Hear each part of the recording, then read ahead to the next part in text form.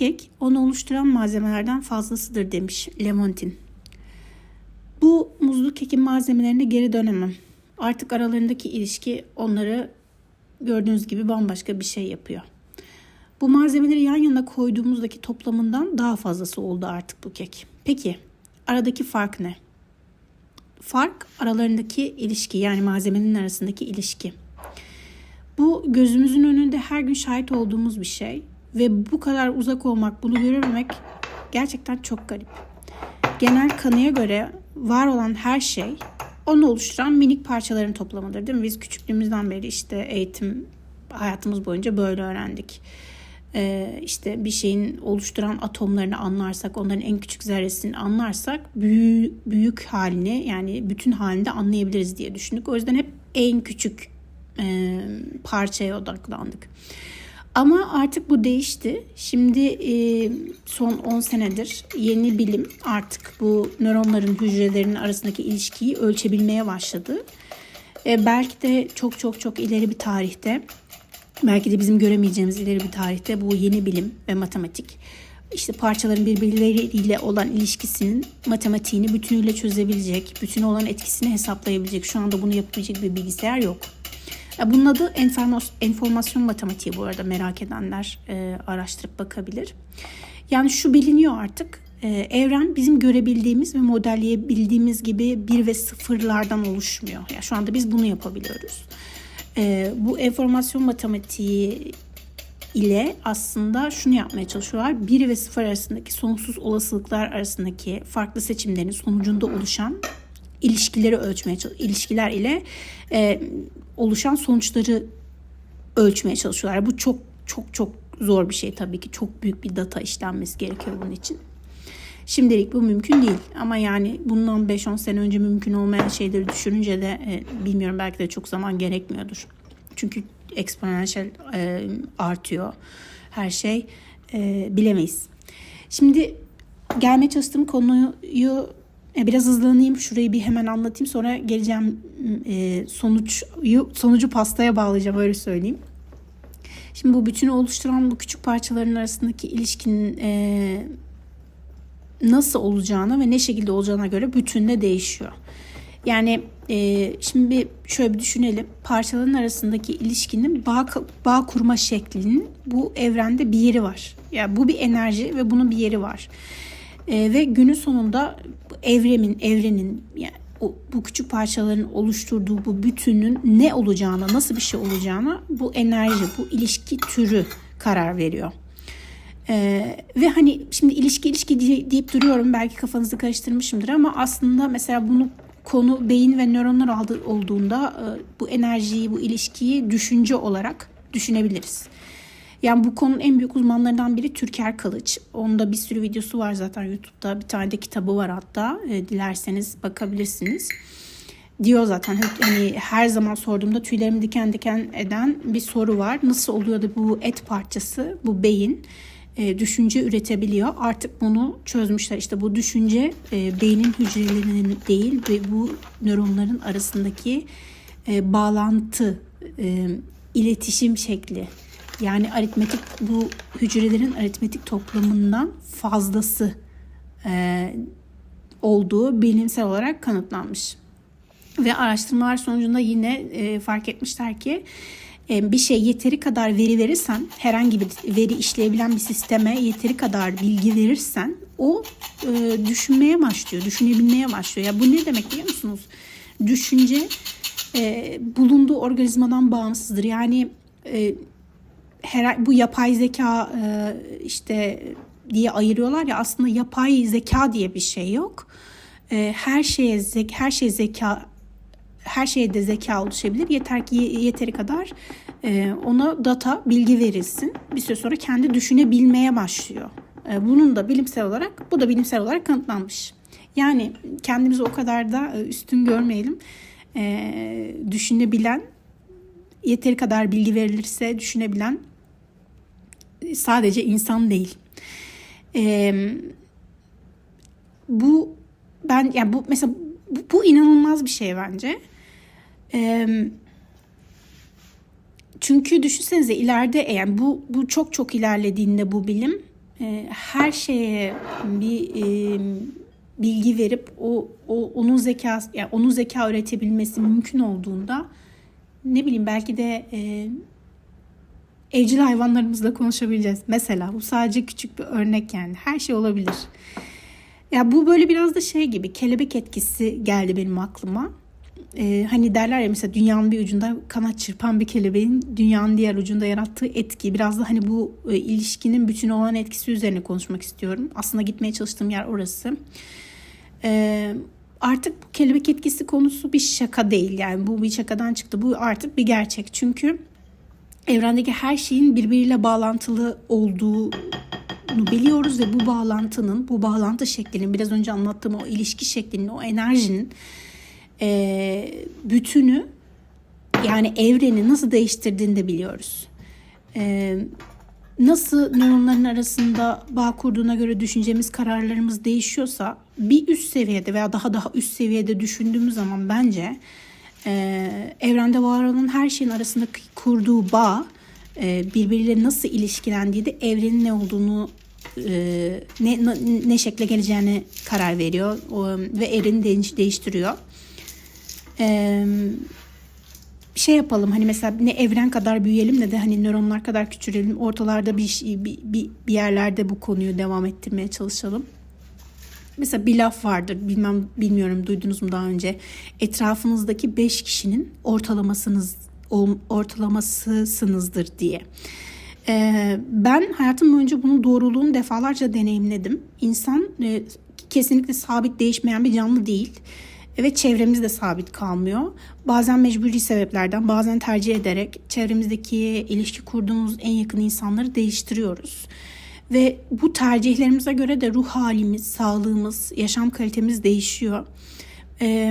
Bence bu değişimin sebebi biraz önce anlattığım bu iki atom arasındaki, iki nöron arasındaki ilişkinin sonucu değiştirmesinden çok farklı değil. Bence bu da iki insan arasındaki ilişki ve bu ilişkinin sonucu, bütünü ve dolayısıyla bütünden geri dönerek tekrar insanı nasıl etkilediğiyle alakalı bir şey. Yani örnek olarak iki insanın birbirini dinlemeden sadece anlatma peşinde olduğu, sevgiden yoksun, neşesiz, eksikliklere odaklı bir diyalog olduğu zaman, düşünün, bu bütünü, ilişkiyi ve hatta gün üstünde insanın kendisini ne hale getirir? Yani bunu böyle çok kısa bir şekilde Instagram'da da konuşmuştum. Mutsuz oluyor insan.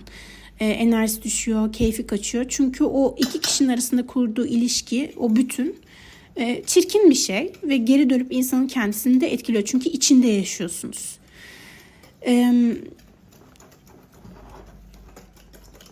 Bu bence, ya bu bakış açısı, iletişim, enerji, ilişki, bağ kurma, bağlantısallık ile dünyaya bakıldığı zaman aslında bence birçok problem, dünyada yaşadığımız ve kişisel olarak da yaşadığımız birçok problemin çözümü yatıyor burada. Yani bu iç içe geçmiş bir sarmal gibi. İnsanlar seçtikleri yollar, tercihler, vazgeçtikleri, kurdukları bağlar, bu bağları nasıl kurdukları ile birlikte bütünü değiştiriyor ve sonra oluşturdukları bu bütünün kendisine olan etkileriyle baş başa kalıyor. Yani bu her ilişkide geçerli. Ailemizde, sevgilimizle, arkadaşlarımızla, müdürümüzle, doğayla, ağaçla, hayvanla, inşa ettiğimiz bir binayla, yani organik de olmasına gerek yok. İnşa ettiğimiz bir binayla kurduğumuz bağ, ilişki biçimi bütünü oluşturuyor ve o bütünün bir parçası olarak da biz de ondan etkileniyoruz. Yani çok küçük bir örnek vermem gerekirse, bu hani organik olmayan da dedim ya, hani inşa ettiğimiz bir binaya, bu ahlaki bir ilişki kurarsan yaptığın işte, diyelim ki sen bir bina yapıyorsun. Eğer ahlaklı bir şekilde bir ilişki kurarsan yaptığın işle sağlam bir bina üretirsin ve hani sağlam bir bütün oluşturursun ve bunu sana geri dönüşü pozitif olur. Ama ahlaksız bir şekilde yaklaşırsan bu duruma negatif olur ve sonuçlarına da sen de katlanırsın. Senin bağlantı içerisinde olduğun diğer insanlar, işte o binada yaşayanlar, seninle birlikte o işi yapanlar da bundan etkilenir. Veya işte farklı bir örnek vermem gerekirse, işte sevgiyle mesela bağ kurulmayan ailenin çocuğu mutsuz bir birey olur. özenle bakılan, üstüne beslenen, titrenen bir fidan ağaç olur. Böyle bir sürü ağaç koca bir orman olur ve ormanın içinde uyumla yaşayan, o fidanı yetiştirmeye çalışan insan da mutlu olur. O yüzden benim tek başıma ne katkım, ne etkim olabilir? Bu dünya çok kötü bir yer. Ben mi düzelteceğim deyip vazgeçmemeli bence. Yani en yakınızdaki 5 kişiyi doğru seçmekle başlanabilir belki. Veya bir hayvan sahiplenerek veya bilmiyorum, yanlışa göz çevirmeyerek, yanlışa yanlış diyerek başlanabilir. Bazen bizden çok uzaklarda ya da yakında ama çok büyük etki edemeyeceğimiz şeyler oluyor. İşte ne bileyim, yangın oluyor, deprem, binlerce hayvanın hayatını etkileyecek bir karar çıkabiliyor. Ve genel olarak kendimizi çok güçsüz ve çaresiz hissediyoruz. Çünkü çok küçüğüz. Bu büyük şeylerin karşısında küçük kalıyoruz. Ama şunu bilmiyoruz. Bu yangını, depremi, bu ciğerimizi yakan haberleri bize reva gören bu evren, bu bütün. Aslında bizim tercihlerimizin bir sonucu ve eğer bu küçücük tercihler biz istemeden de olsa bu evreni buraya getirdiyse, yine bizim için büyük, evren için minicik olan tercihler, ilişkiler, bağlar bize çok güzel bir yerlere getirebilir. Yani ben 40'lı yaşlarıma yaklaşırken sevgiyle iletişim kurmak, en yakınımdaki doğru insanlar, en yakınımda doğru insanları bulundurmak, sağaltıcı bağlar kurmak benim önceliğim.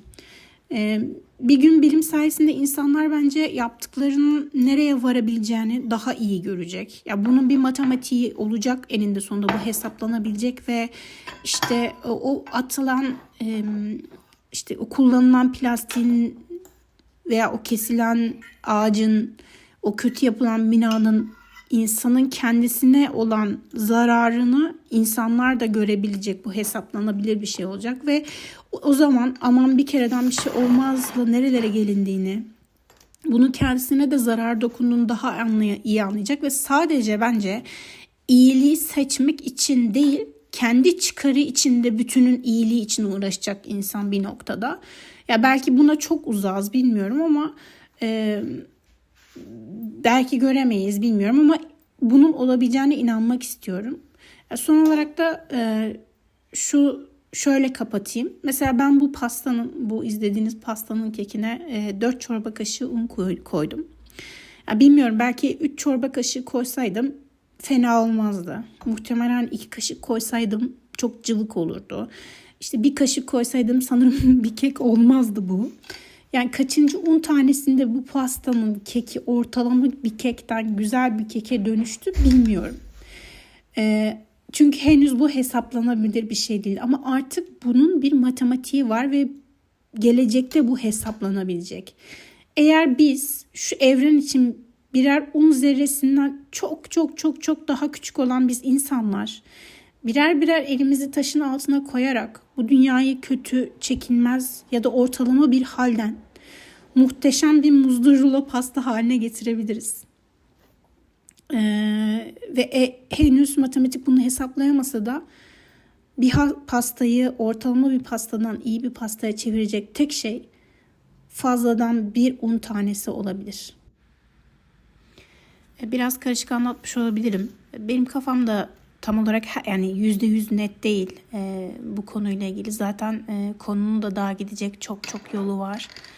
Ama açıkçası böyle bir şeyin keşfedilmiş olması beni çok mutlu ediyor. Çünkü hayata karşı içgüdüsel olarak hissettiğim bazı şeylerin olduğu, yani varlığından emin olmadığım ama hissettiğim bazı şeylerin bilimsel olarak kanıtlanıyor olması bana bir huzur veriyor ve geleceğe dair de umudumu arttırıyor açıkçası. Kitabı aşağıya yazarım, ismini açıklamaya, ilgili kitabı. Birkaç tane de ilgili video eklerim. Hatta linklerini koyarım açıklamaya. İsterseniz araştırırsınız. Lütfen eğer seviyorsanız bu videoları lütfen abone olun. Belli bir abonenin üstüne çıkmamız lazım. Konuyla ilgili yorumlarınızı da paylaşırsanız çok seviniriz. Buzlu pastanın tarifini de aşağı koyarım.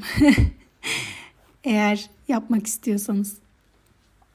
Teşekkürler dinlediğiniz için.